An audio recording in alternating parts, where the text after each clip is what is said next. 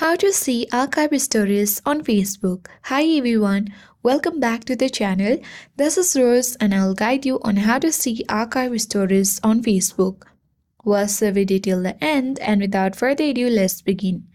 Launch Facebook app on your device. Sign into your account. Access menu icon at top right corner of your screen. Scroll down and you need to navigate to Profile at top of your screen.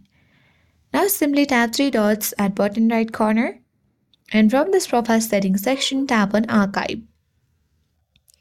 Simply select Story Archive at top left corner of your screen and these are all your archive stories on Facebook.